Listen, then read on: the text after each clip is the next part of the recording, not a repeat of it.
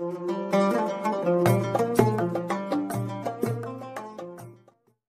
Wali, Assalamualaikum warahmatullahi wabarakatuh. Innal hamdalillah nahmaduhu wa nasta'inuhu wa nastaghfiruhu wa na'udzu billahi min shururi anfusina wa min sayyiati a'malina may yahdihillahu fala mudhillalah wa may yudhlil fala hadiyalah. Asyhadu an la ilaha illallah wahdahu la syarikalah wa asyhadu anna Muhammadan abduhu wa rasuluhu la nabiyya wa rasula ba'da. Qala ta'ala fi kitabil karim a'udzu billahi minasyaitonir rajim bismillahirrahmanirrahim ya ayyuhalladzina amanu hal adullukum ala tijaratin tunjikum min adzabil alim tu'minu billahi wa rasulihi wa tujahiduna fi sabilillahi bi amwalikum wa anfusikum dzalikum khairakum in kuntum ta'lamun. Shadaqallahul adzim. Ya, ikhwan fillah yang dirahmati Allah Subhanahu wa taala, yuk mari kita senantiasa pada bersyukur atas nikmat Allah yang Maha Cinta, atas karunia Allah yang Maha Kasih, dan cinta Allah kepada kita tak terbatas walaupun kita sering khilaf dan berbuat dosa. Masya Allah, Allah tetap sayang kepada kita. Kemudian lagi tak terhitung berapa dan tidak bisa hitung berapa nikmat Allah yang telah kita rasakan. Dan semoga atas hal itu semua kita bisa menjadi hamba yang senantiasa bersyukur dan mentakwakan diri kepada Allah hingga illa ajalim musamma, hingga pada akhir usia kita, illa ajalim musamma, ketetapan ajal kita. Ya, semoga daripada itu kita senantiasa selalu bersyukur. Kemudian sholawat dan salam senantiasa tujukan kepada junjungan kita Nabi besar Nabi Muhammad Sallallahu Alaihi Wasallam yang menjadi Nabi akhirul zaman, menjadi Nabi tauladan kita, uswatun hasanah, dan Nabi penyempurna akhlak kita. Kemudian setiap apa yang dilakukan beliau pasti sangat relevan dan sangat baik untuk kita terapkan dalam kehidupan sehari-hari. Tak terlepas apapun itu, mulai dari beliau bangun tidur hingga beliau tidur lagi, Masya Allah setiap kegiatannya itu sangat relevan untuk kita tiru dan kita amalkan sebagai sunnah setiap hari. Masya Allah hari ini diundang lagi oleh Muslim Studi ya, Masya Allah. Masya Allah, ini ada 38, 37 akhwat semua nih, Masya Allah. Yang sudah siap mayoritas akhwat nih, gimana? Masya Allah. Emang ya, memang satu fenomena akhirul zaman itu memang wanita akhwat itu aktif, Mas. Aktif dalam artian lebih banyak daripada ikhwan. Baik itu hirah, baik itu keilmuan, Masya Allah. Nah, kita nih apa? Ikhwan nih jangan sampai kalah nih ya. Jangan sampai kalah, yuk kita terus memperbaiki diri, yuk kita terus tolabul ilmi dan kita mencari pengalaman hidup yang Masya Allah. Ya, kembali lagi pada dinamika pernikahan ya. Bagi teman-teman yang mengikuti kajian pada sore ini, semoga pembahasan kita kali ini mampu menjadikan wasilah ya, menjadikan wasilah kita untuk menambah wawasan dan mempersiapkan ke jenjang pernikahan. Nah, bagi yang belum siap, nah ini insya Allah bisa menjadi wasilah, Mas, dalam menambah wawasan dan mempersiapkan ke jenjang pernikahan. Kalaupun sudah siap, ya Masya Allah, semoga hal yang disampaikan ini mampu menjadikan penguat azam kita untuk menikah. Kemudian jangan lupa dicatat dan mungkin bisa dikembangkan lagi, Mas, di ilmu yang kita sharingkan pada hari ini di majelis ilmu yang lainnya. Masya Allah, di Malang sendiri pun ataupun daerah-daerah lain pun juga banyak penggerak di bidang ilmu pranikah, ilmu munakahat, nah seperti itu. Kita bisa nih, kita cari ilmu di sana, kita bisa cari pengalaman di sana, wawasan baru, relasi baru, Masya Allah. Yang notabene pada hari ini, per detik ini, ilmu itu sangat mudah, Mas, untuk dicari dan untuk dipelajari. Salah satunya ini untuk kajian di online ini ya, Masya Allah. Nah, Kalau kita berbicara tentang dinamika kan artinya fluktuatif kan ya. Ada naik, ada turun, ada flat. Kadang ada tikungan, kalaupun ada perempatan choice pilihan. Nah, kalau kita bilang dinamika pernikahan itu Masya Allah banyak sekali Mas aspek yang kita bahas. Insya Allah pada hari ini Ana singkat menjadi dua dinamika dalam ujian pernikahan. Yang pertama ujian ketika kita diuji, ujian kesusahan lah ya, kesusahan ataupun apa nanti. Kemudian yang kedua ujian tentang kenikmatan. Nah, kedua hal ini yang Masya Allah sangat dominan dalam hal pernikahan. Yuk kita awali pada bahasan yang pertama.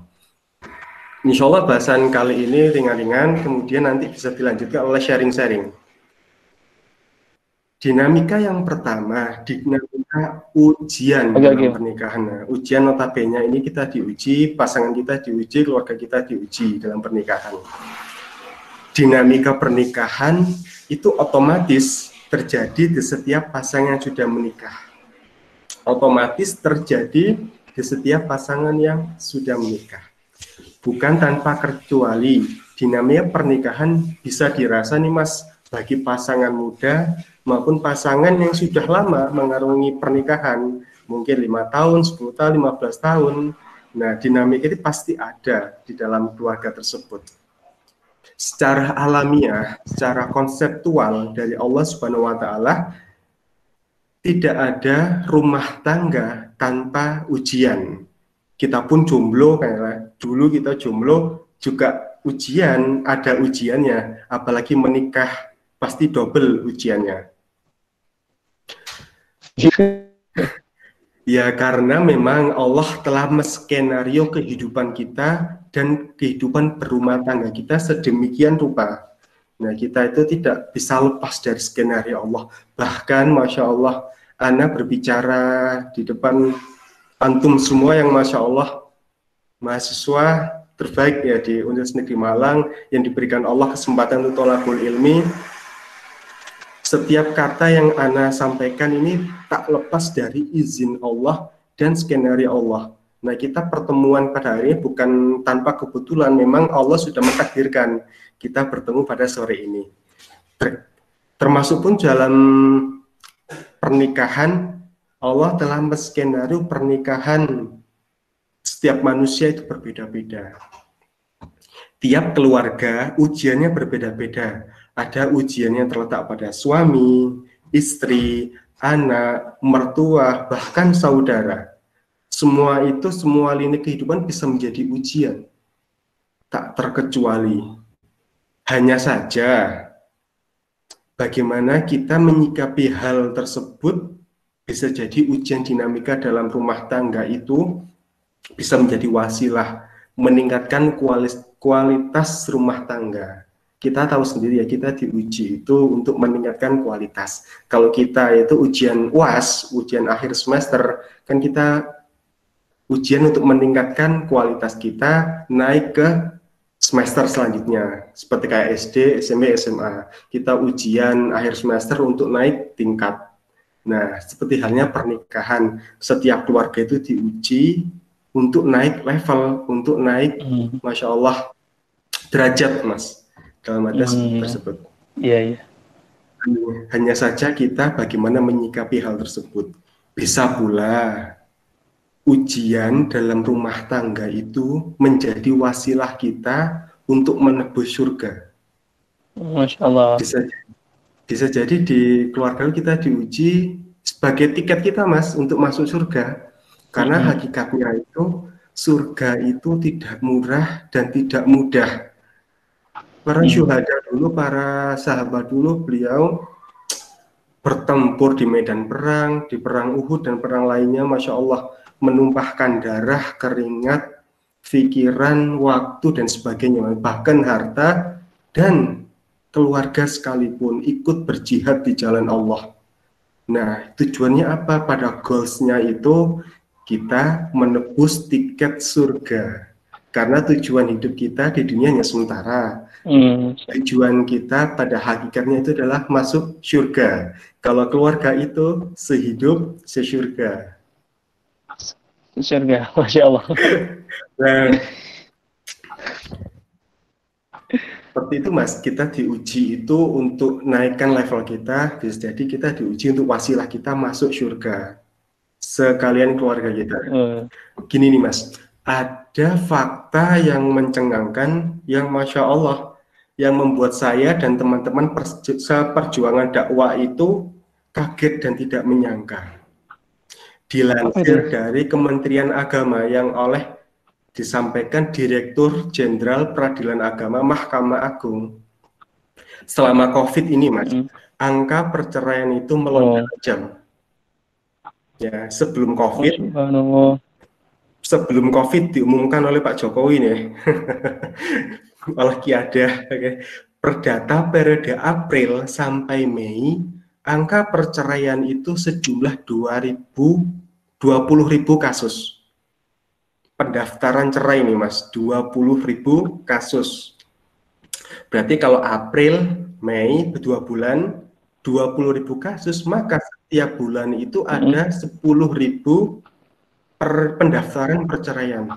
Berarti kalau dibagi itu setiap hari ada 300 Mas pendaftaran. Itu yang belum diketuk dan bisa jadi gugatan itu ditolak oleh MA, Mahkamah Agung ataupun Mahkamah Agama setempat. Nah, kemudian fakta selanjutnya adalah di saat pandemi ini, periode sampai dengan Juli mencapai 57.000 kasus. Dari 20.000 ke 57.000 itu naik berapa ribu Mas? 37, ya Masya Allah, hampir 40.000. Itu kasus pendaftaran perceraian.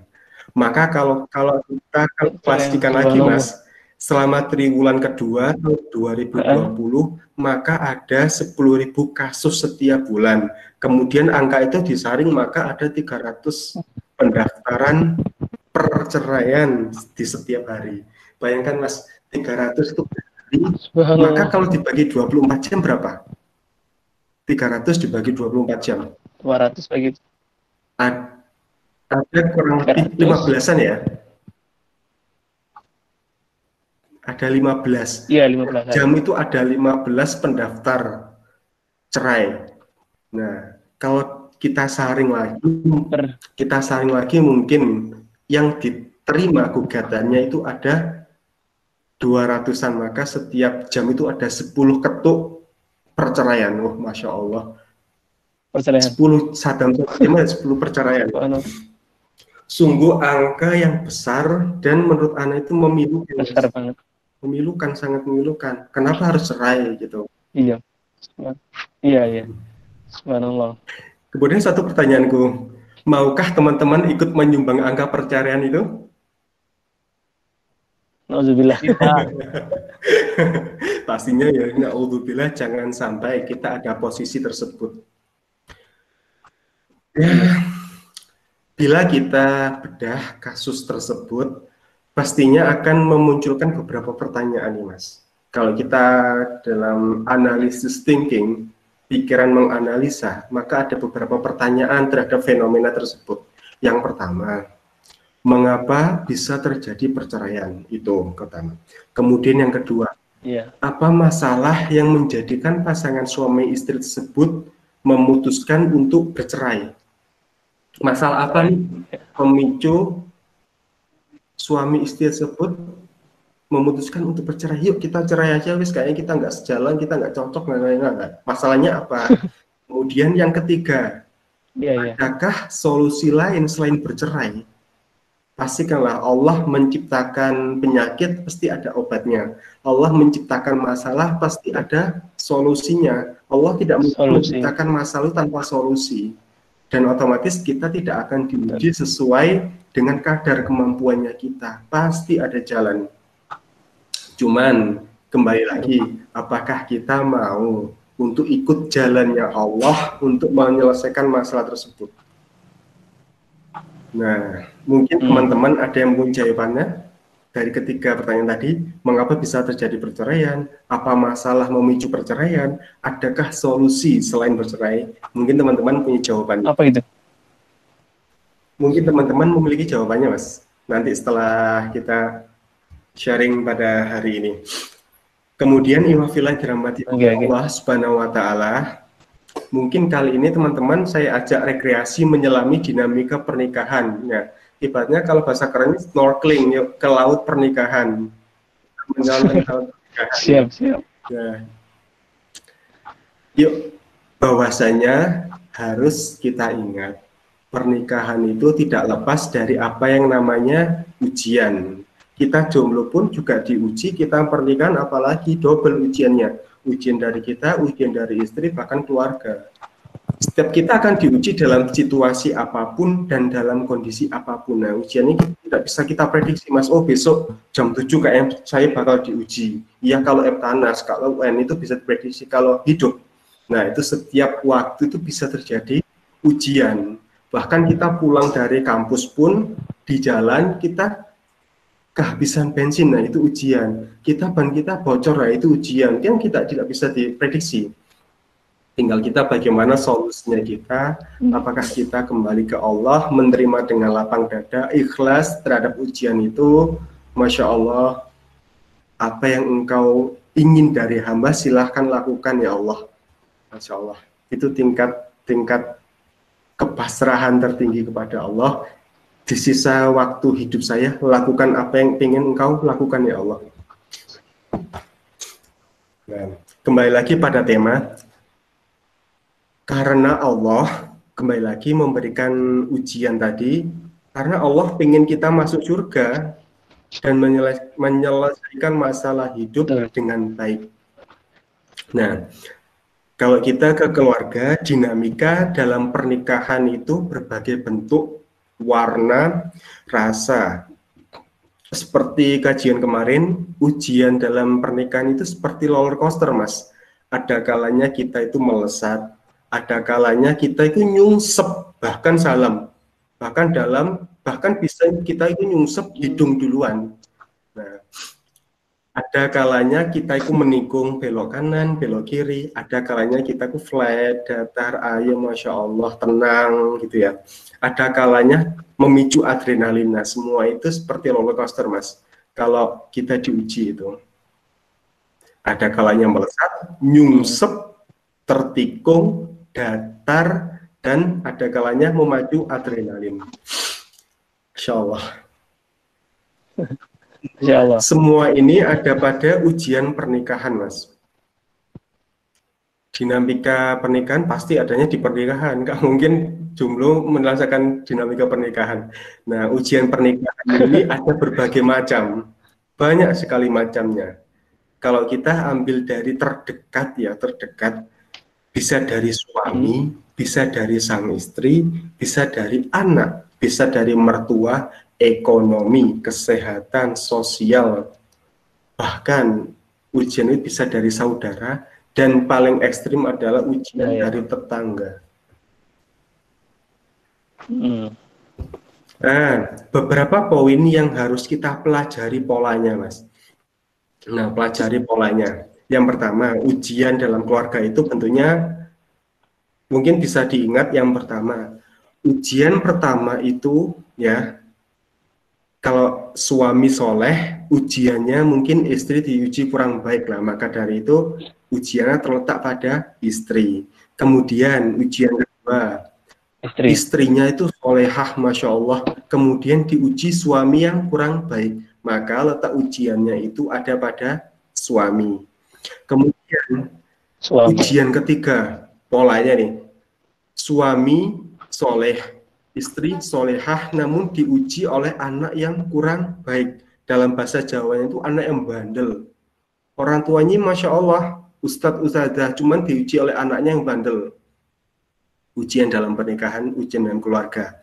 Yang keempat nih polanya, suami soleh, istri solehah, anaknya baik, namun diuji oleh Allah, diberi ekonomi yang sulit. Nah, kemudian ada lagi keluarga baik, ekonomi baik, Kemudian diuji oleh kesehatan. Entah itu anaknya sakit-sakitan, istrinya sakit-sakitan, bahkan suaminya sakit-sakitan. Yang notabene suaminya soleh, istrinya solehah, anaknya soleh juga, ekonominya baik, cuman sama Allah diberikan ujian kesehatan. Salah satunya ada yang sakit-sakitan. Kemudian ada yang keluarganya baik, ekonomi baik, kesehatan baik, namun diuji oleh mertuanya. Mertuanya kurang menerima atau apa, ataupun bahkan orang tuanya, bahkan saudaranya. Ujian dalam pernikahan itu banyak. Semuanya itu hampir sempurna, baik itu istri, anak, suami, keluarga, ekonomi, kesehatan. Namun ujian tertinggi adalah pada kematian. Salah satu meninggal. Nah, dari beberapa pola tersebut, teman-teman nih siap yang mana nih kalau diuji sama Allah? Dari pola-pola tadi. Pola pertama itu, saya kembali lagi ya, pola pertama, suaminya itu soleh, namun diuji oleh istri yang kurang solihah. Nah, kemudian yang kedua, istri solihah, namun diuji suami yang kurang baik. Nah, bisa diteruskan nanti, insya Allah saya share materinya itu. Nah, reviewnya nanti akan saya share, insya Allah nanti. Nah, teman-teman ini siap yang mana ini? Kalau boleh Ana nanya, siap yang mana nih? Mungkin Mas Usama siap yang mana nih Mas kalau diuji sama Allah Mas ketika nanti berkeluarga? Sebetulnya sih kalau ditanya siap yang mana, harus siap semuanya Mas ya, karena kan cobaan katanya Mas tadi nggak tentu Masya gitu ya. Allah. Jadi kalau mau rencanakan nikah ya harus siap Betul, semuanya. Mas. Betul. Betul. Kalau kita siap menikah, ibaratnya kita itu siap turun di medan pertempuran. Nah, kita itu Betul, harus betul. siap turun di medan jihad di jalan Allah fisabilillah. Masya Allah, menikah itu adalah ibadah, dan ibadah itu penuh ujian, Mas. Masya Allah, itu harus kita ingat dengan baik. Kita luruskan niat kalau kita ingin menikah, luruskan niat bahwasanya menikah itu adalah ujian. Nah, dan setiap ujian itu pasti ada hikmah yang terkandung di dalamnya. Nah, seperti yang Mas Usama tadi sampaikan, dan apapun itu, pastinya kita harus mempersiapkan diri terbaik untuk menghadapi ujian dalam hidup. Berbeda halnya dengan tadi Mas, kasus perceraian di atas. Apa yang melatar belakangi perceraian tersebut hingga angkanya sangat fantastis? Apakah kasusnya sampai parah dan tidak bisa terselesaikan? Atau manusianya saja yang memang tidak menyandarkan masalah itu pada Allah? Kembali lagi, perceraian itu adalah opsi, Mas. Opsi, bukan berarti perceraian itu legal dalam artian Islam itu memudahkan perceraian. Tidak. Kalau selama ilmu yang saya pelajari, Islam itu membolehkan perceraian. Cuman ada tahap-tahap yang dalam artian itu syarat. Kalau memenuhi syarat, silahkan cerai. Kalau enggak, ya tolong dipertahankan keluarga itu. Karena memang keluarga itu adalah ujian. Tiket kita masuk surga. Nah gitu. Kalau Ana sendiri nih ya, Ana itu pro yang anti perceraian. Mengapa demikian? Wong masalah itu datangnya dari Allah, maka penyelesaiannya pun harus minta petunjuk dari Allah. Nah, kalau kita mengandalkan logika kita, pikiran kita, perasaan kita, Masya Allah Mas, kita hanya manusia biasa. Kita tidak punya kelebihan apapun selain apa yang dititipkan oleh Allah. Kita tidak bisa kuasa apapun kecuali atas pertolongan Allah. Maka dari itu setiap masalah itu kita kembalikan dan kita minta pertolongan, bahkan petunjuk kepada Allah. Gitu. Nah, setiap manusia itu memiliki opsi masing-masing yang akan dipilihnya dalam hidup. Setiap pilihan pasti mengandung resiko yang akan terjadi di masa selanjutnya. Setiap manusia itu memiliki pilihan untuk bagaimana ia mengarungi hidup. Apakah pilihannya itu baik ataupun sebaliknya. Apakah pilihan itu kita dasari dengan ilmu agama atau dengan ego logika kita. Nah, semua itu pilihan. Seperti kasus-kasus perceraian itu kan memang itu adalah pilihannya, bukan pilihan Allah. Kalau pilihan Allah itu silahkan pertahankan keluargamu, kecuali satu, apa yang menjadikan imanmu itu degradasi ya, apa yang menjadikan imanmu itu lenyap, maka silakan, nggak apa-apa kalau kita bercerai atas hal itu. Contohnya nih, kalau ada suami istri awalnya nikahnya tuh Islam ya, tiba-tiba diberikan ujian oleh Allah, salah satu ini mas, salah satu entah itu istri entah itu suami, beliau itu murtad, ya, Masya Allah, kan sudah berbeda keyakinan. Nah dari situ Allah menghalalkan untuk bercerai, karena memang akidah itu tidak bisa kita tolerir, tidak bisa kita nego. Nah karena akidah itu tetap A ya A, B ya B, seperti itu.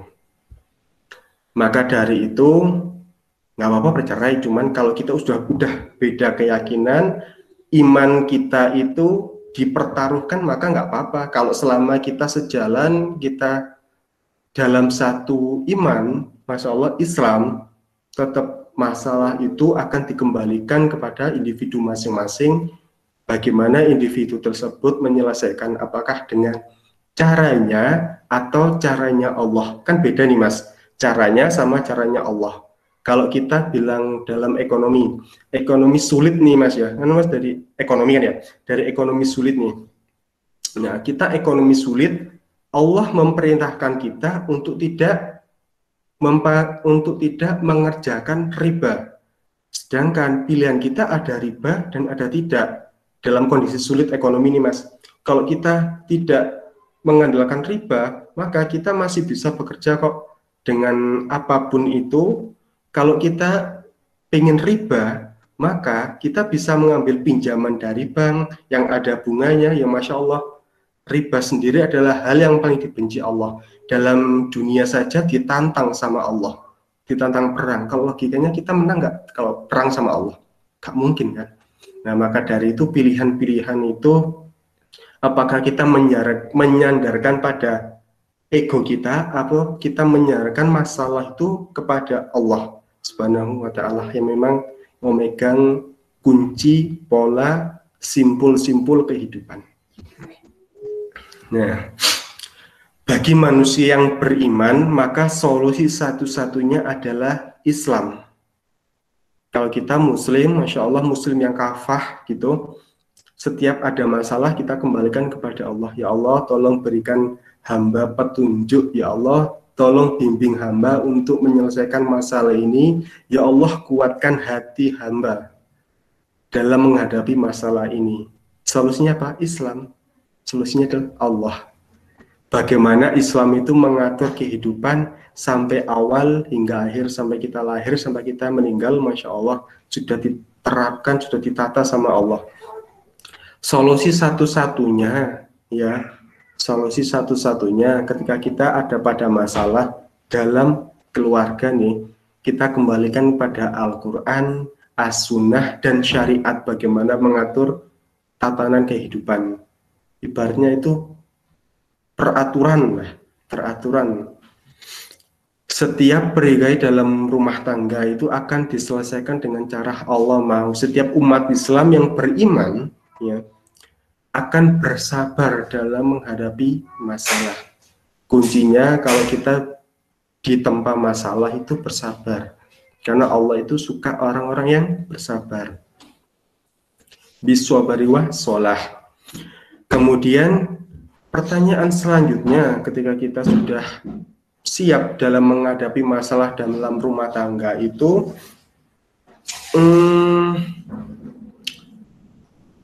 pernyataannya adalah kita nih disiapkan oleh Allah tuh dengan segala situasi, dengan segala kondisi. Nah, jawabannya untuk mengatasi masalah-masalah tersebut ya ini dengan belajar, Mas.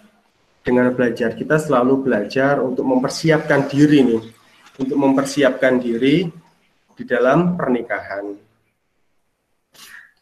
Nah,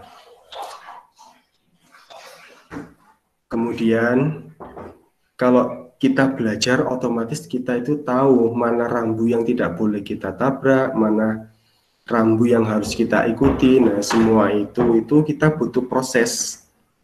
Ingat Mas, ayat pertama yang turun ke bumi yang diterima oleh Nabi Muhammad SAW, yakni surat Al, ingat ya Mas? Surat ingat Al, ayat yang pertama kali. Waduh. Al apa namanya? Nah, Masya Allah, Iqra betul bismi Mas. rabbikal ladzi khalaq. Ikro di sini secara harfiah adalah bacalah. Nah, kemudian ditafsirkan nih Mas, dari ayat pertama kali yang turun yang disampaikan oleh malaikat Jibril kepada Nabi Muhammad kan Iqra bismi rabbikal ladzi khalaq. Nah, Iqra artinya itu baca. Dalam tafsir Ibnu Katsir bahwasanya Iqra di sini itu dimaknai kita senantiasa membaca. Nah, ini membaca ini banyak Mas pengertiannya. Di sini dimaksud membaca adalah kita diberikan kelebihan oleh Allah berupa yang pertama akal, kedua pikiran, yang ketiga itu naluri, yang keempat perasaan. Di mana karena pemberian Allah tersebut kita mampu membaca fenomena maupun kejadian di sekitar kita. Termasuk juga fenomena tadi perceraian tadi, itu sebenarnya dari akal, pikiran, naluri, perasaan kita bisa kita cerna dari sana ada apa di balik fenomena tersebut. Nah, dari situ kita bisa belajar nih Mas, kita bisa belajar dari fenomena yang ada di masyarakat. Seperti halnya fenomena MBA, Married by Accident. Nah, itu bisa kita pelajari. Oh, bahwasanya hal itu, mohon maaf, itu tidak baik dan tidak dilegalkan dalam agama. Oh, Masya Allah, pacaran itu memang tidak baik. Dan sudah ada ayat yang menjelaskan bahwasanya kita harus menjauhi zina dan lain sebagainya. Dari fenomena-fenomena masyarakat tersebut bisa kita pelajari nih polanya. Seperti halnya, Masya Allah nih perselingkuhan nih ada apa, kenapa kok bisa berselingkuh? Kan dari situ kita amati fenomenanya, kemudian kita pelajari apa yang bisa kita ambil dari sana. Nah, itu kembali lagi kepada kita diperintahkan untuk selalu belajar seperti halnya filosofi ayat pertama yang turun, yakni Iqra. Kemudian, termasuk kita dalam menyelesaikan masalah rumah tangga ini Mas, ini dengan cara belajar. Sebelum kita berumah tangga, hendaknya kita belajar bagaimana sih itu rumah tangga, bagaimana manajemen rumah tangga, bagaimana nanti manajemen ketidakcocokan dengan pasangan, bagaimana nanti itu manajemen keuangan dalam rumah tangga, bagaimana nanti itu manajemen bila mana anak kita itu lahir, bagaimana cara kita mengasuh, bagaimana cara kita mendidik, dan yang lain sebagainya, itu butuh belajar. Seperti kajian yang minggu lalu, bahwasannya untuk kita menjadi guru, untuk kita menjadi dosen, untuk kita bisa menjadi dokter, itu butuh berapa tahun Mas untuk belajar? Butuh 4 tahun, butuh ada yang 6 tahun, bahkan 7 tahun, 8 tahun untuk belajar. Sedangkan pertanyaannya adalah, berapa tahun kita persiapkan waktu kita untuk belajar ilmu rumah tangga yang notabene ibadah terpanjang, terlama, dan Masya Allah deh, itu adalah menikah. Menikah itu mungkin kalau kita menikah muda usia 23, maka pernikahan kita, ibadah kita itu start mulai umur 23 sampai kita meninggal. Kalau kita menikah di usia 24, maka ibadah kita start di usia 24 sampai kita meninggal. Itu sangat panjang loh. Cuma satu pertanyaannya lagi, apa kita sudah mempersiapkan hal tersebut dengan matang, benar, dan siap? Kembali lagi kepada diri sendiri, gimana nih persiapan kita dalam menikah? Apakah kita menikah itu bondo nekat atau baper, bondo perasaan, ya, bawa perasaan? Nah, seperti itu. Kalau kita menilaikan masalah rumah tangga itu juga butuh ilmu, maka dari itu adalah dengan cara Allah semua akan dikembalikan pada nilai-nilai yang benar menurut Allah. Nah, bukan benar menurut kita ya. Keluarga itu setiap masalah diselesaikan dengan cara Allah, bukan cara kita. Cara Allah gimana? Yuk kita baca Quran, kita tadabburi ayatnya, yuk kita baca sirah bagaimana perjalanan Rasulullah, yuk kita baca sirah sahabiah, bagaimana sahabiah Rasul, bagaimana istri-istri Rasul, sahabat Rasul itu dalam merangkai rumah tangganya. Ada yang rumah tangganya itu diwakafkan untuk Allah. Ada yang rumah tangganya itu diwakafkan, bahkan anak-anaknya diwakafkan untuk Allah, untuk jihad di jalan Allah. Kan banyak nih sirah yang Masya Allah ceritanya menggugah hati kita, membuat kita menangis, bahkan yang ada suami, istri, anak itu turun di medan pertempuran, di medan jihad. Ya, Masya Allah, kembali lagi, yuk kita persiapkan, kita create rumah tangga kita seperti apa yang nantinya itu berujung atau bermuara pada Allah, pada surga. Kan kita juga mau kan ya, hidup itu sehidup sesurga. Insya Allah itu cita-cita tertinggi keluarga. Nah, maka solusi di permasalahan dalam keluarga adalah dengan cara Allah. Nah, tadi itu dinamika yang pertama, yaitu dinamika ujian dalam rumah tangga, maka semuanya itu dikembalikan dengan cara Allah, bukan dengan cara kita, bukan dengan cara tetangga, ataupun dengan cara orang tua, tapi semuanya dikembalikan kepada cara Allah. Sepakat, Mas? Nah, yuk kita masuk pada dinamika yang kedua, yakni dinamika indahnya rumah tangga. Setelah kita tadi itu membahas tentang bagaimana ujian dalam rumah tangga, bagaimana cara mensikapinya, dan fenomena-fenomena ujian dalam rumah tangga yang ada di masyarakat, bahkan di Indonesia, bahkan di dunia ini. Nah, setelah itu kita masuk kepada dinamika yang kedua, dinamika indahnya rumah tangga. Nah, Ana mau nanya nih ke Mas Usamah. Mas, apa yang antum bayangkan tentang indahnya rumah tangga? Coba Mas, ingin tahu indahnya rumah tangga. Apa yang antum bayangkan dari kata-kata tersebut? Rumah tangga. Indahnya rumah tangga sih menurut saya, saling melengkapi. Masya Allah. Terus? Saling melengkapi, kemudian saling support. Masya Allah. Terus?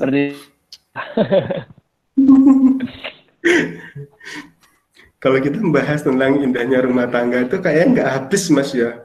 Sampai subuh pun kayaknya nanti nggak habis nih. Kalau kita membahas tentang indahnya rumah tangga. Iya. Masya Allah, kita juga banyak mengetahui tentang sirah, bagaimana Rasulullah romantis dengan Bunda Khadijah, bagaimana Rasulullah itu romantis dengan istri-istrinya. Masya Allah, kan itu sebuah sungguh kisah yang membuat kita itu wow, Masya Allah gitu, membuat kita takjub, dan kita itu sebagaimana mungkin kita itu untuk menirunya, Masya Allah ya. Nah, kemudian kalau kita kembali lagi kepada dinamika indahnya rumah tangga ini, siapa sih di dunia ini yang nggak pengen bahagia? Pastinya setiap hati itu pengen bahagia, baik hati sendiri maupun hati yang telah berdua itu pengen bahagia. Kemudian termasuk juga pernikahan. Siapa sih yang nggak pengen rumah tangganya itu bahagia? Pasti. Itu jawaban pasti, Mas. Di setiap insan yang menikah itu pasti pengen bahagia, keluarganya itu pengen barokah, dan Masya Allah pengen lain sebagainya. Yang indah-indah seperti itu. Ujian Allah nih, Mas. Ujian Allah itu bukan hanya saat kita bertengkar. Nah, bahagia itu juga menjadi salah satu ujian dari Allah. Kita sudah mengenal dan mungkin kita sudah ngaji lama nih ya. Ujian itu berbagai macam. Salah satunya ujian kesusahan, itu ujian. Kebahagiaan itu ujian. Nah, Kita ini diuji oleh dua kondisi. Apakah kita selalu ingat Allah di saat kita sedih, kita lesu, ataupun kita terpuruk, kita ingat Allah, itu pasti. Cuman, apakah kita selalu ingat Allah ketika kita itu bahagia? Pasti hampir jarang orang yang ingat Allah. Gitu. Kalau sudah bahagia itu ibarat dunia itu Masya Allah itu miliknya. Gitu. Bahkan orang di sekitarnya itu bisa menjadi putih semua kalau kita bahagia. Nah, maka dari itu bahagia itu juga termasuk ujian dari Allah. Kebahagiaan dalam keluarga itu juga ujian dari Allah. Apakah kita itu ketika kita diuji bahagia selalu melafalkan Alhamdulillah ya Allah atas rezekimu, atas karuniamu, hamba merasakan kebahagiaan di dalam keluarga ini, hamba merasakan ketentraman di keluarga ini, hamba merasakan sepenuhnya manusia dalam keluarga ini. Masya Allah, jarang orang yang mengungkapkan kebahagiaannya dengan bersyukur kepada Allah. Cuman banyak orang yang diuji, ya Allah, ingatnya Allah. Ya Allah, uang hamba hilang, ya Allah, 2000 ya Allah, ingat Allah.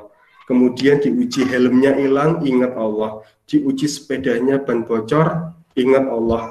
Ya Allah, perasaan tadi itu sudah diisi full, anginnya sekarang bocor. Cuma tidak banyak orang yang bisa bersyukur pada titik kebahagiaan.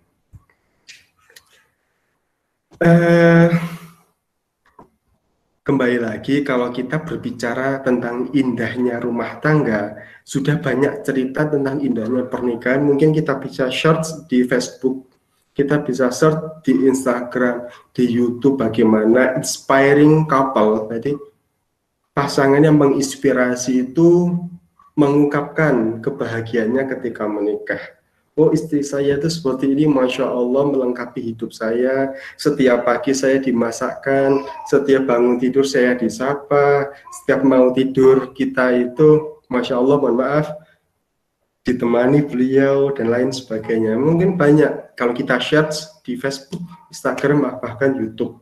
Kan kita sudah informasi terbuka nih, itu bisa kita cari bagaimana indahnya rumah tangga. Dan juga banyak tentang indahnya pernikahan. Ya, tentang bagaimana engkau dan aku disatukan dalam mahligai pernikahan yang banget. Tentang bagaimana engkau di setiap hari memasakkan masakan yang enak untuk suami dan banyak hal sebagainya yang bisa kita petik dari kisah-kisah keindahan yang lainnya. Dan yang paling penting, indahnya rumah tangga itu ketika kita mampu bersyukur atas keadaan itu dan kita mampu mendapatkan keberkahan dalam keluarga. Karena kunci keluarga itu berkah, bukan bahagia. Bahagia kalau nggak berkah juga percuma. Kaya kalau nggak berkah juga percuma. Sehat kalau nggak berkah juga percuma. Maka dari itu tujuan keluarga di dunia adalah mencari keberkahan dan mencari ridho Allah. Semuanya yang kita lakukan itu hanya untuk Allah senang. Yang kita lakukan itu hanya untuk mencari ridho Allah dan rahmatnya Allah. Nah, seperti itu. Banyak nih Mas yang menceritakan tentang keindahan-keindahan rumah tangga. Ibarat mata uang nih Mas ya, mata uang itu sudah diatur sedemikian rupa oleh Allah. Ibarat mata uang itu ada dua sisi nominal dan sisi logo. Kalau kita di mata koin Republik Indonesia, satu itu ada logo Garuda dan satu ada nominalnya. Seperti halnya pernikahan, ada suka, ada duka, ada senang, ada susah. Nah, semua itu harus kita terima dengan lapang dada dan semua kondisi tersebut kita itu harus ingat Allah. Baik suka kita ingat Allah, baik duka kita ingat Allah, dan senang ingat Allah. Nah, seperti itu. Termasuk juga kita berhasil menyelesaikan masalah dalam rumah tangga. Itu sebuah kebahagiaan dalam hidup. Nah, kalau kita itu sudah menikah lama, kemudian di awal-awal itu kita ada konflik, kan kalau kita mengenangnya kan lucu. Dek, kamu dulu pernah nggak ingat ketika kamu itu marah, kamu melempar pisau, kamu melempar cangkul, kamu melempar sendok. Kan kalau kita ingat kita romansa-romansa pada awal-awal kita pernikahan, kan lucu ya. Seperti itu, ketika kita sudah menyelesaikan masalah, kita sudah menyelesaikan ujian, kemudian kita ingat di kemudian hari, itu bisa menjadi romansa yang Masya Allah membuat gelak tawa, bahkan membuat malu satu sama lain. Dek, ingatkah engkau saat kita awal menikah? Ingat mas, ingatkah dulu ketika aku buatkan telur dadar spesial? Ya, ingat mas, besar sekali telur dadarnya. Iya dek, itu abang kasih 1 liter air, 1 kilo tepung dan 1 telurnya. Kan kalau romansa-romansa hal seperti itu bisa kita ingat di kemudian hari dan menjadi sebuah kebahagiaan. Masya Allah banget, kalau kita berbicara tentang dinamika indahnya rumah tangga, mungkin kalau kita bahas itu sampai subuh pun juga nggak bakal selesai. Maka dari itu, kuncinya di saat sikap kita tentang kebahagiaan dalam rumah tangga itu adalah dengan cara bersyukur atas nikmat Allah. Kalau tadi itu ketika kita diuji, maka solusinya itu ada pada cara Allah. Kemudian kalau kita diuji bahagia, keindahan, maka solusinya adalah bersyukur atas nikmat Allah. Nah itu sih mas, insya Allah yang bisa Ana sampaikan dan terkait 2 poin tersebut, dinamika keindahan rumah tangga dan dinamika ujian dalam rumah tangga. Mungkin setelah ini bisa kita buka tentang sharing ya, tentang sharing. Nah yuk, monggo apa yang pengen diceritakan atau ingin ditanyakan, monggo bisa di chat, ataupun ada yang langsung tanya, bagaimana gini-gini, monggo silahkan, yuk kita sharing pada saat ini, pada sesi ini. Monggo, itulah yang Ana sampaikan. Mohon maaf apabila ada kata ataupun tindakan Ana yang kurang berkenan, yang kurang enak dilihat ataupun apa. Ana mohon maaf. Bila taufiq wal hidayah. Assalamualaikum warahmatullahi wabarakatuh. Afwan, boleh bertanya Ustaz tentang cara menghadapi calon mertua ini gimana lah? Ini Ana mau nanya lagi, ini mertua yang gimana ini? Ada mertua tuh yang enak dan ada mertua yang nggak enak. Gimana ini? Calon mertua yang gimana ini? Calon mertua, coba mungkin Mas Al Ayubi bisa diperjelas bagaimana di kolom chat cara menghadapi calon mertua itu gimana? Sebenarnya banyak cara, tinggal bagaimana kondisinya. Kalau mertua yang Masya Allah, yang selalu mengontrol dalam artian itu selalu ikut campur dalam rumah tangga. Nah, ini cara menghadapinya itu gimana? Sebagai contoh ya, Mas Al Ayubi, yang pertama itu kita kuatkan dulu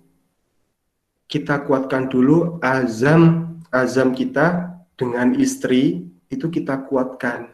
Yuk, yang menjalani rumah tangga ini adalah aku dan kamu. Nah, maka dari itu yang memutuskan adalah aku dan kamu, bukan orang tua kita. Mungkin pendapat-pendapat dari orang tua kita itu bisa kita tampung, cuman kembali lagi kita tampung, kemudian kita seleksi bagaimana nasihat orang tua itu cocok nggak dengan kita, cocok nggak dengan kondisi kita. Nah, bukan berarti kita menolak ya, kita menampung apa yang dinasihatkan orang tua, apa yang disuruh orang tua, kita tampung. Cuman kembali lagi yang menjalankan kita, suami dan istri, maka di sana itu ada poin, yakni poin musyawarah. Bukankah di dalam Islam itu disarankan untuk selalu musyawarah? Kalau kita itu organisasi, bagaimana kita tuh syura. Nah, syura kita merapatkan bagaimana yang terbaik untuk kita. Termasuk juga rumah tangga. Rumah tangga itu juga perlu bicara, perlu syura, dan perlu musyawarah. Ini orang tuaku menyampaikan ini, menurut Mas gimana? oh anak kurang setuju dek, coba sampaikan seperti ini. Oh baik mas, nah maka dari itu koordinasi, saling koreksi dan saling musyawarah, saling menyampaikan itu penting. Maka cara menghadapi calon mertua itu gimana? Kita ambil bawahnya. Kalau kita mengambil atasnya, otomatis kita itu menjadi anak yang naudzubillah, menjadi anak yang durhaka. Termasuk mertua-mertua juga orang tua dari pasangan kita. Kalau pasangan kita itu ikut kita untuk berposisi di atas mertua nih, maka kita itu dianggap durhaka dan naudzubillah jangan sampai. Maka dari itu sikapnya itu di bawah, cuman apa yang disampaikan mertua itu ditampung dulu, kemudian kita rapatkan dengan istri kita, ibaratnya kita bicarakan dulu nih. Nah itu sih mas, kita tetap di bawah mertua, jangan sampai kita itu menggurui ataupun di atas mertua, jangan sampai, karena karma itu masih berlaku dan Islam itu mengenal karma. Hal jaza'u min jinsil amal. Hal jaza'u min jinsil amal. Balasan itu tergantung jenis amal. Kalau amal buruk, maka balasannya buruk. Kalau amal baik, ya baik. Seperti itu. Kita menanam, kita juga yang menuai. Seperti itu mas kira-kira. Gimana mas Al-Ayubi? Oh ya, sebelum kita nikah boleh berdiskusi dengan calon. Wah boleh banget. Boleh banget. Boleh banget. Gitu. Boleh banget.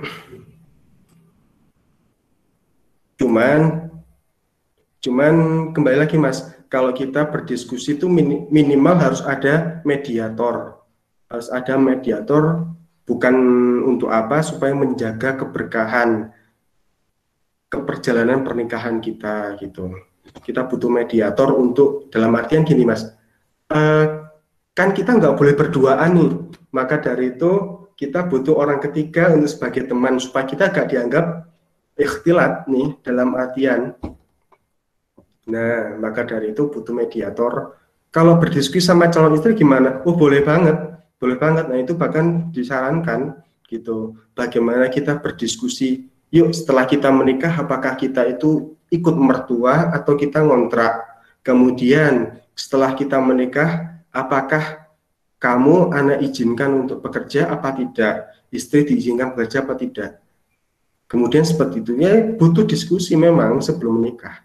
Nggak apa-apa, cuman butuh mediator supaya nggak dianggap ikhtilat. Nah, ibaratnya menjaga keberkahan gitu mas. Semoga calon istri dan perjalanan menuju pernikahan lancar, amin, dan semoga diberi keberkahan sama Allah.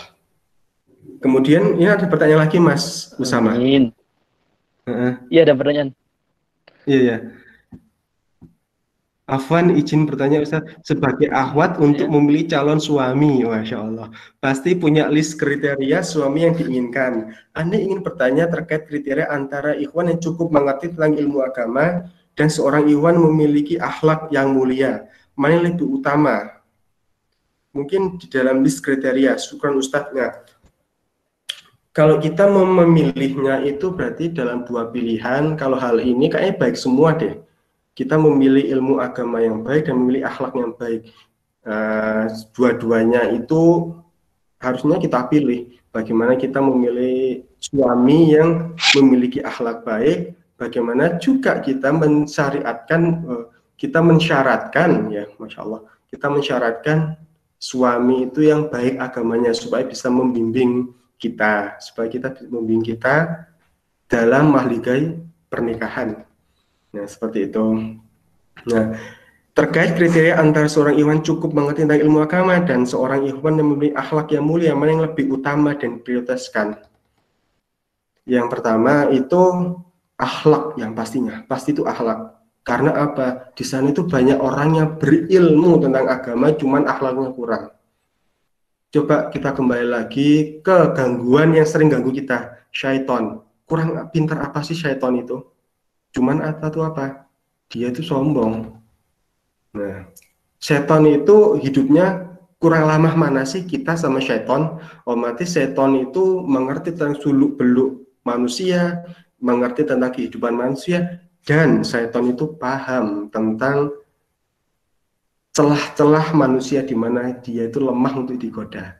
Maka dari itu syaitan itu lebih berilmu daripada kita, cuman dia tidak lebih berakhlak daripada kita. Maka dari itu antara prioritas ilmu agama dan akhlak, utamakan akhlak gitu. Karena banyak sekali sekarang, Masya Allah ya, yang berilmu agama cuman akhlaknya kurang, suka mohon maaf nih mengkafirkan orang, dalam artian ini kalau tidak sependapat dengan dia itu dianggap bukan golongan dia, kan itu sudah tidak berakhlak kan di situ. Apapun kondisinya, apapun kondisinya, kemudian apapun situasinya, kita itu harus menghormati orang. Dan termasuk ilmu menghormati orang itu ada pada akhlak, bukan pada pengetahuannya. Akhlak itu paling penting. Maka dari itu prioritaskan akhlak, kemudian ilmu agama. Kalau bisa dua-duanya, akhlak dan ilmu agama. Masya Allah. Dan semoga ini siapa nih? Afifah FPIK pengetahuan UB, Masya Allah. Semoga dipertemukan dengan suami yang memiliki akhlak dan ilmu agama yang baik untuk membimbing Afifah ke jalan dalam artian di dalam pernikahannya nanti. Amin. Amin ya rabbal alamin. Kemudian ada pertanyaan lagi. Pertanyaan, ciri-ciri yang orang siap menikah itu seperti apa? Banyak sekali ini. Masya Allah, banyak sekali nih. Kalau ciri-ciri orang siap menikah, Ikhwan apa Ahad dulu? Kalau Ikhwan itu yang pertama itu, kalau Ikhwan yang pertama itu kalau dalam bahasa Indonesia dia itu sudah siap berjima. Kemudian yang kedua itu dia itu sudah bisa menafkahi. Itu salah satu karena hal itu sudah dianggap ba'ah sama agama. Sudah dianggap ba'ah. Antum ingat nggak hadis Rasulullah SAW yang menerangkan tentang siapnya kita menikah itu gini ya, ma'sara as-syabab man istata'a minkum al-ba'ah fawasat fa'innahu al-ghulil bashar wa ansahu lil farj fa'ilam yastati fa'alaihi bisawm fa'innahu wija. Nah, artinya ya masyarah syabab, wahai sekalian pemuda, manis tato'a minkum al-ba'ah, barang siapa di antaramu mampu. Di sini ba'ah. Nah, ba'ah itu al-qudra ala jima', bisa jima', kemudian al-wahru wan nafaqah, sudah bisa menafkahi. Nah, itu sudah dianggap siap gitu. Kalau ciri-cirinya seperti itu. Al-qudrah ala jima', al-wahru wan nafaqah. Al-qudrah ala jima' itu bisa jima'. Tahu kan jima'? Cari tahu sendiri di Google nanti. Kemudian yang kedua wan nahru wan nafaqah, sudah bisa menafkahi. Nah, itu salah satu ciri siap, punya kerjaan dan siap menafkahi. Nah, itu baru dianggap siap. Nah, gimana Tat kalau anak belum siap menafkahi? Al-qudrah ala jima', pokoknya sejima' budal gitu. Karena memang disyariatkan menikah itu untuk menjaga kemaluan dan menjaga izzah kita di dalam Islam. Coba Mas, Al-Usamah, adakah obat untuk orang yang jatuh cinta selain menikah? Ada Mas? Obat untuk orang jatuh cinta selain menikah, ada nggak obatnya?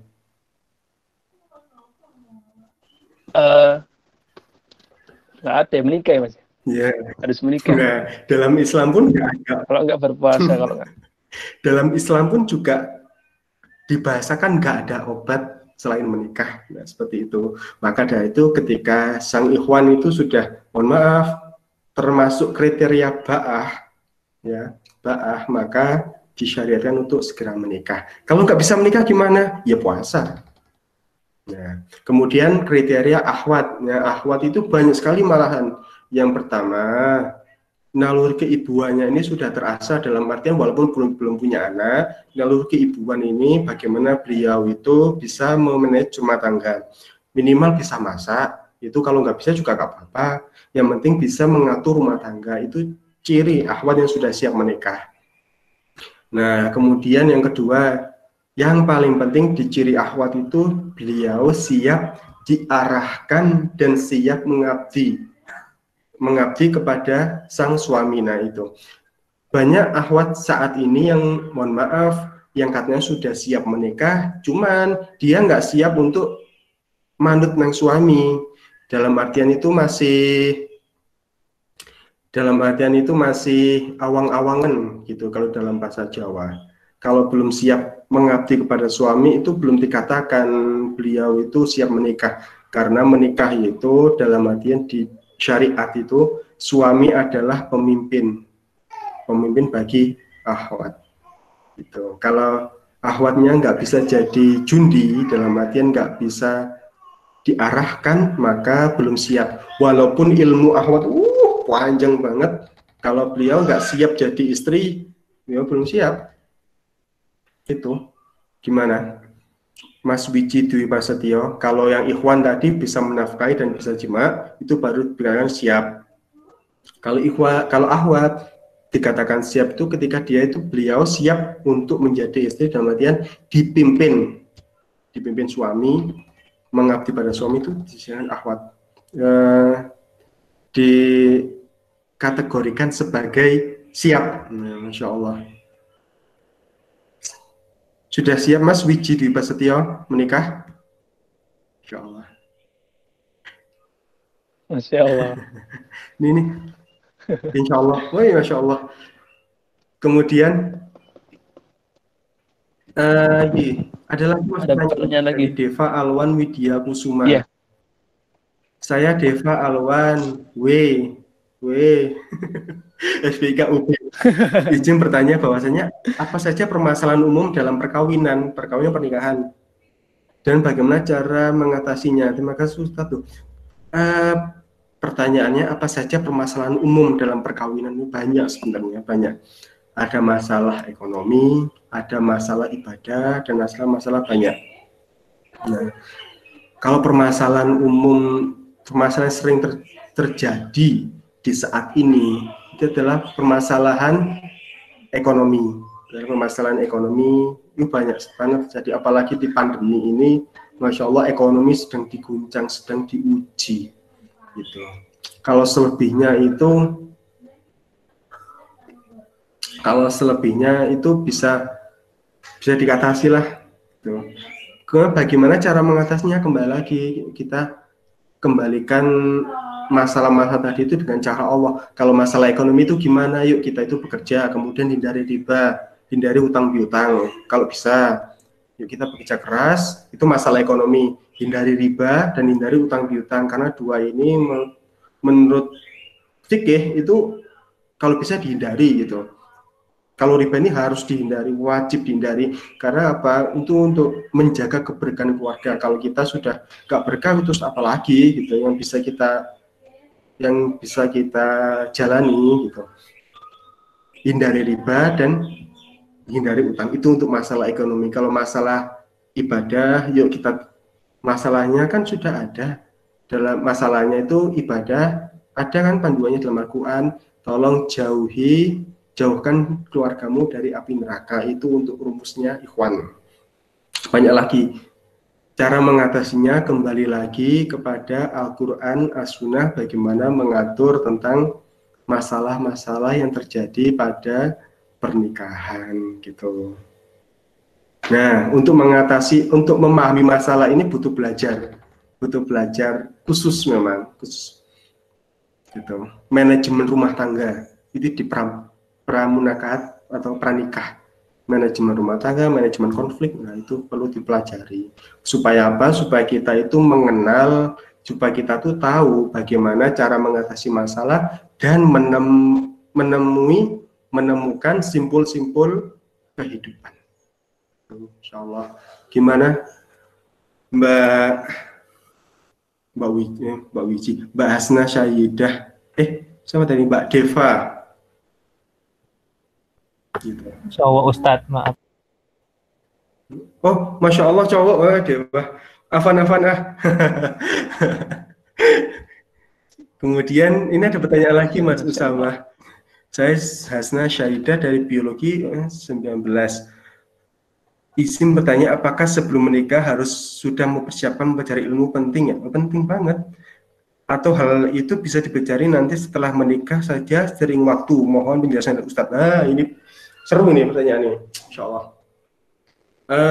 Kalau kita analogikan Mbak Asna nih, kalau kita belajar berenang itu kita belajar di lautan atau kita belajar di kolam renang? Coba. Kalau kita belajar di kolam renang, maka suhunya terjaga, temperaturnya terjaga, arusnya terjaga, tekanannya terjaga.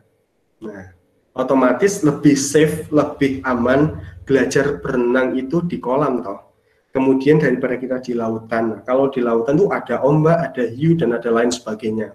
Mungkin cuaca yang kurang bersahabat. Nah, maka dari itu belajar berenang itu di kolam renang. Itu analogi kita itu belajar. Kalau kita belajar ilmu pernikahan, usahakan itu sebelum menikah kita itu harus belajar. Supaya apa? Ketika ada masalah itu kita nggak kaget, oh kita sudah tahu ilmunya, oh kita sudah tahu cara menanganannya, seperti itu. Kalau kita menikah tanpa ilmu, wah itu kaget-kagetan itu. Ibarat kita itu masuk rumah horor, rumah hantu.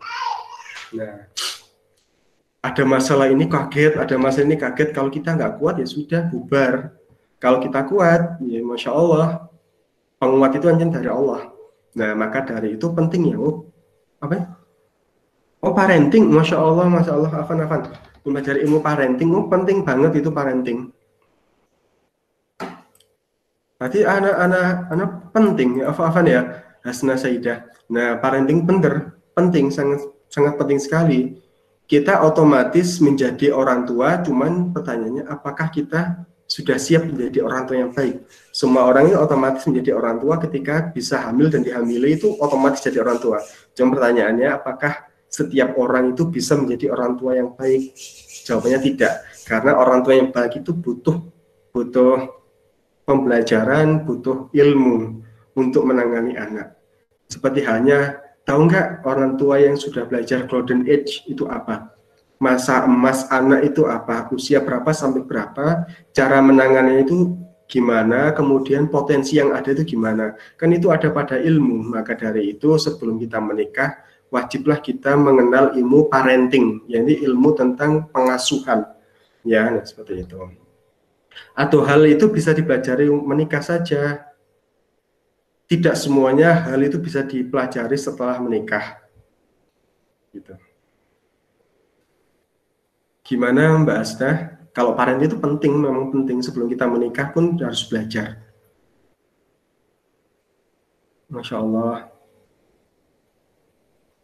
Mas Deva ini, cara mengatasi angka perceraian tertinggi selama masa pandemi ini ya, kembali lagi. Kita itu, sedikit ya, nambahin Mas ya. Deva Alwan. Kalau kita itu sebenarnya nggak bisa mencegah, cuma kita itu bisa memberi warning dalam artian seperti Ana diberikan kesempatan untuk menyampaikan, Ana menyampaikan, tolong untuk masalah itu dikembalikan kepada Allah. Nah itu salah satu bisa menekan untuk angka perceraian dalam artian itu penting memang kajian-kajian seperti ini itu diadakan di kala pandemi ini supaya apa? Supaya untuk menjaga keutuhan rumah tangga bagi mereka yang memang terdampak COVID. Nah, maka dari itu kajian-kajian seperti ini penting untuk orang yang memang terdampak. Dalam artian bukan terdampak, semuanya penting.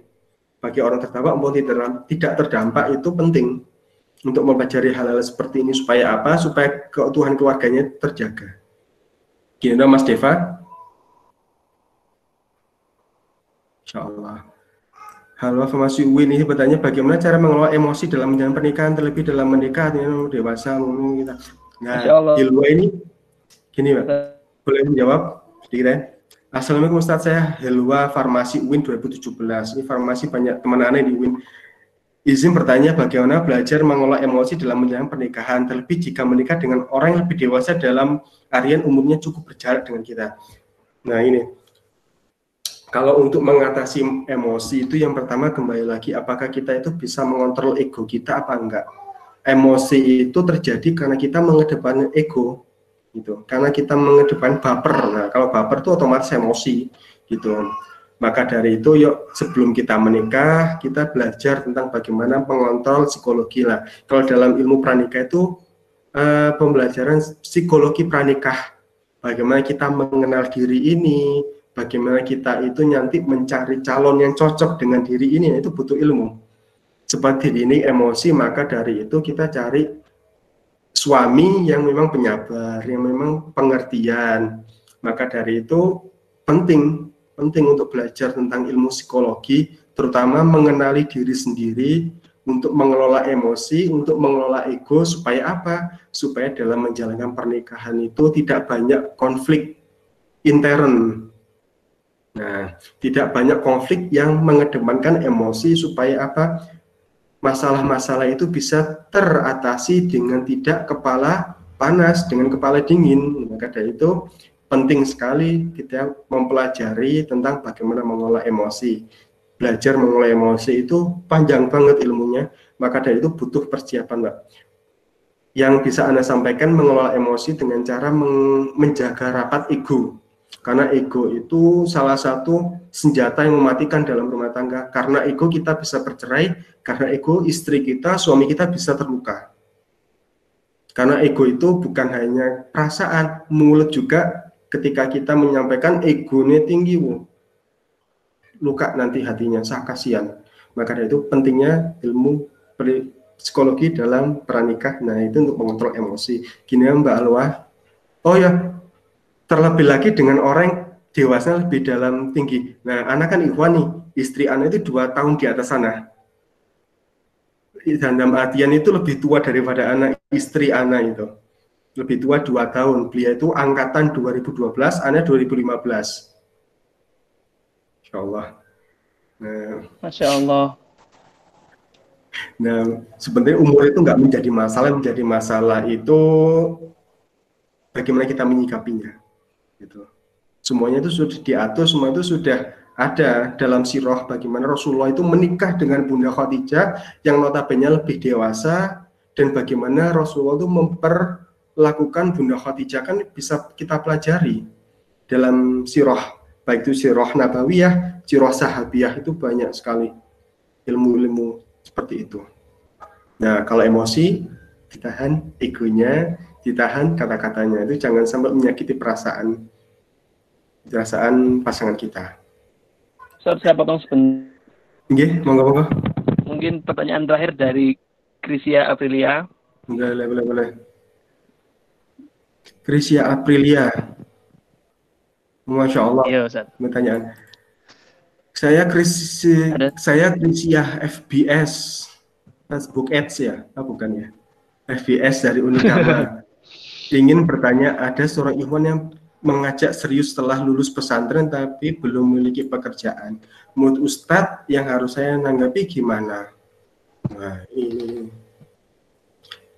ini di sini ada dua sisi ya, dua sisi dalam artian sisi A sama sisi B lah. Sisi A ini nggak apa-apa, silahkan apabila agamanya Mbak Krisia ridhoi, dalam artian agamanya baik, ya, agamanya baik, akhlaknya baik, silahkan. Walaupun tidak punya pekerjaan, silahkan. Nanti itu cari, sebelum nikah itu harus cari, dalam artian ada ikhtiar cari, nah seperti itu. Nah, kemudian yang kedua itu terkait ilmu manajemen keuangan. Nah, ada yang mewajibkan untuk memiliki pekerjaan dulu, supaya apa? Supaya tidak teledor dalam artian kewajibannya sebagai seorang ikhwan terhadap seorang akhwat, supaya nggak teledor itu. Beliau itu harus memiliki pekerjaan dulu supaya amanahnya itu bisa berjalan dengan baik. Itu kalau sisi B, sisi A itu nggak apa-apa. Asalkan silahkan mau berusaha. Sebenarnya dunia itu dalam artian harta itu bisa dicari. Karena apa? Allah itu sudah menjanjikan bahwasanya ketika kita menikah itu maka akan Allah cukupkan rezekinya. Ketika kita miskin maka akan Allah kayakan kita. Itu sudah janji Allah, dan janji Allah tidak pernah mengingkari janji. Maka dari itu jangan takut menikah dikala tidak punya. Ana dulu nikah itu nggak punya apa-apa, Mbak. Wallahi, anakku dulu itu Masya Allah, kalau saya ceritakan itu panjang banget. Maka dari itu nggak apa-apa sebenarnya nggak punya pekerjaan, cuman dalam artian harus senantiasa ikhtiar. Kalau ikhtiar Allah ridho, Allah ngasih rezeki, pasti itu. Tiada satupun, dalam artian tidak ada satupun makhluk di dunia ini yang tidak dijamin rezekinya oleh Allah. Bahkan hewan melata pun, hewan buta pun dalam tanah dicukupkan rezekinya oleh Allah. Maka dari itu jangan takut menikah ketika kita dihadapkan oleh ekonomi, jangan sampai gitu. Jangan sampai takut menikah karena Allah sudah mencukupkan. Tinggal iman kita, apakah kita percaya Allah atau kita percaya logika. Itu saja sih sebenarnya. Kalau mengajak serius setelah lulus pesantren, agamanya baik, akhlaknya baik, lanjut nggak? Karena memang tujuan menikah itulah barokah, bukan kaya kan? Barokah. Kita tujuan menikah itu surga, bukan dunia. Kalau dunia, ya wajib kaya, wajib punya pekerjaan karena dunia lah ya. Kalau kita akhirat, semuanya serahkan pada Allah. Tujuan kita itu lillahi anta maksud, yakni ya Allah hanya engkau yang saya maksud, surgamu yang ana rindukan. Maka dari itu menikahlah, jangan takut miskin karena Allah akan mencukupkan, itu sudah menjadi janji Allah seperti itu.